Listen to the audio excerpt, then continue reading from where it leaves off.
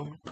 Hello, very good evening to all of you. So welcome again to my channel Inspire Pharma. तो पेश हूँ आज आपके सामने एक अनदर इंटरेस्टिंग और एक अनदर यूजफुल टॉपिक पे वीडियो को लेके।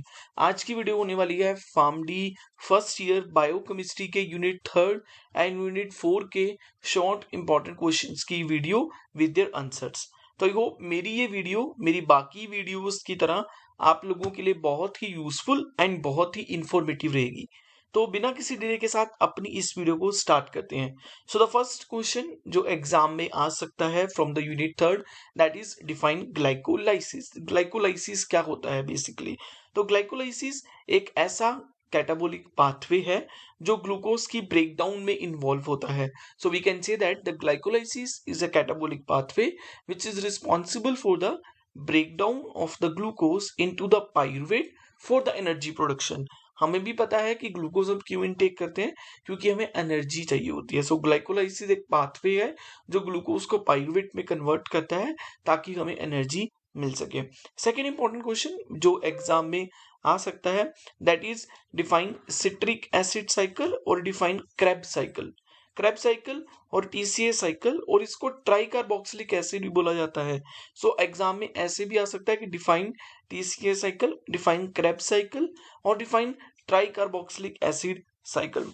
तो ये एक series of enzyme catalysed reaction है जो कि माइटोकॉन्ड्रियाज में होती है। तो जितनी भी ऑब्वियसली हमारी बॉडी में बायोकेमिकल रिएक्शन होती है वो किसी ना किसी एंजाइम से कैटालाइज हो रही होती है।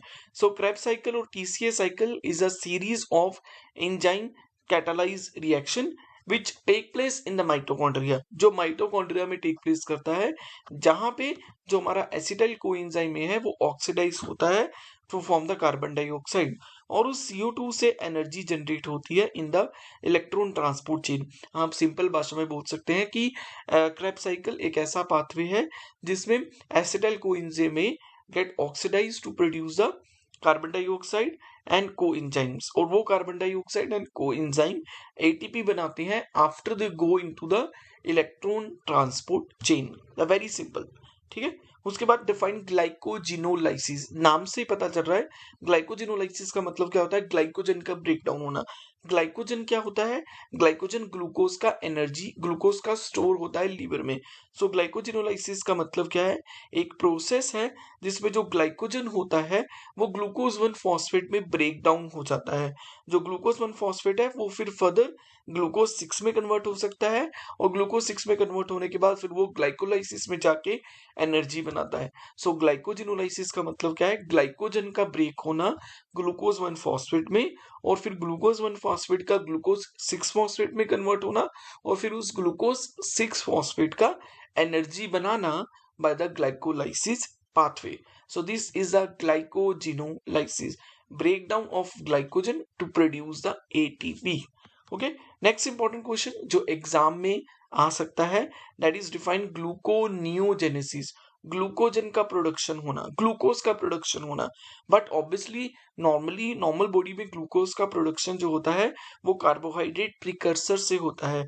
But in the case of gluconeogenesis the production of the glucose in the body take place from the known carbohydrate precursor और from the known hexosis precursor, जिसके अंदर ग्लिसरोल आता है, जिसके अंदर लैक्टेट आता है, जिसके अंदर पाइरुवेट आता है, जिसके अंदर प्रोपिनियोएट आता है, और जिसके अंदर ग्लूकोजेनिक अमाइनो एसिड्स आते हैं।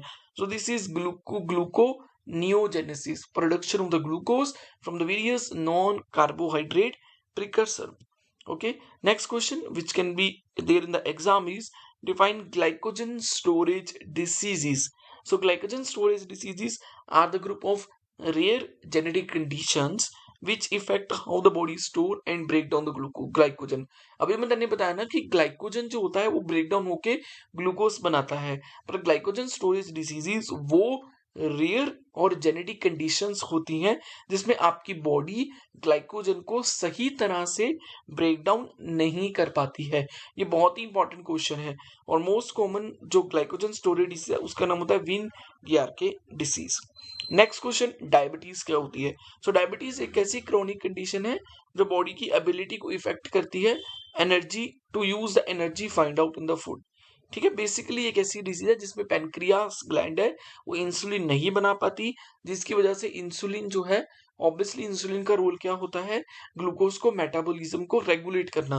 पर जब इंसुलिन नहीं बन पाती है तो ग्लूकोज का मेटाबॉलिज्म रेगुलेट नहीं हो पाता है, जिससे पेशेंट की बॉडी में, पेशेंट के ब्लड में ग्लूकोज का लेवल बढ़ जाता है, जिसे हम बोलते हैं हाइपरग्लाइसीमिया, और जिसे हम बोलते हैं डायबिटीज। क्लियर है?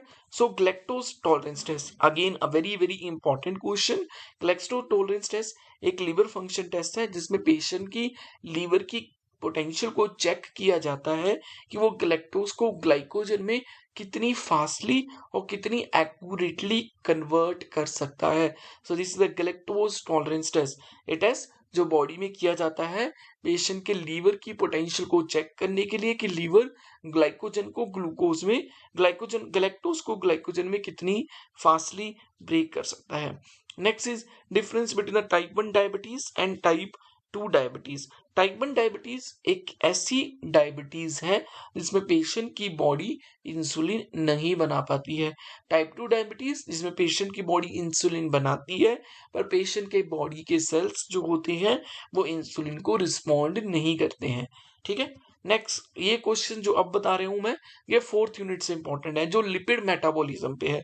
तो पहला इंपॉर्टेंट क्वेश्चन जो एग्जाम में आ सकता है, वैसे तो ये क्वेश्चन लॉन्ग के लिए इंपॉर्टेंट है बट सिमिलरली 2 मार्क्स में भी कभी कभी पूछ लेते हैं। सो क्वेश्चन क्या है, define beta oxidation. Beta oxidation is a very fundamental process in the biochemistry, जिसका एक बहुत इंपॉर्टेंट रोल होता है फैटी एसिड को ब्रेक डाउन करके उनसे एनर्जी बनाना। तो हम ये बोल सकते हैं कि beta oxidation of fatty acid is a series of enzyme catalyse reaction जो माइटोकॉन्ड्रिया में टेक प्लेस होती है, और इस पर्टिकुलर प्रोसेस में फैटी एसिड ब्रेक डाउन होके एनर्जी बनाते हैं, और फैटी एसिड का जो एंड प्रोडक्ट होता है उसका नाम होता है एसिटाइल कोएंजाइम ए। तो हम ये बोल सकते हैं कि it is a process of break down of the fatty acid to the acetyl coenzyme A which further produces the energy. Ketogenesis क्या होती है? कीटोजेनेसिस का मतलब होता है फैटी एसिड्स और अमाइनो एसिड से कीटोन बॉडीज का बनना। Ketogenesis is a production of ketone bodies. किससे बनता है कीटोन बॉडीज? फैटी एसिड से और कीटोजेनिक अमाइनो एसिड से, ऐसे अमाइनो एसिड जो कीटोन बॉडीज बना सकते हैं। ये भी एक इंपॉर्टेंट क्वेश्चन है। Next important question is define fatty liver. तो फैटी लीवर को अनदर मेडिकल लैंग्वेज में हेपेटिक स्टियोसिस भी बोला जाता है। ये एक ऐसी कंडीशन है जिसमें पेशेंट के लीवर में बहुत नॉर्मल से ज्यादा फैट जो होती है वो एकमुलेट हो जाती है, तो उसे फैटी लीवर का नाम बोल दिया जाता है, जिसकी वजह से पेशेंट को बहुत सारी फर्दर कॉम्प्लिकेशंस हो सकती हैं। उसके बाद डिफाइन एथेरोस्क्लेरोसिस। ये एक ऐसी कंडीशन है जिसमें जो कोलेस्ट्रॉल, फैट, ये सारे जितने भी वैक्सी मटेरियल्स होते हैं ये आपकी आर्टरीज में एकमुलेट हो जाते हैं और आर्टरीज को नैरो कर देते हैं। सो this is the process of atherosclerosis.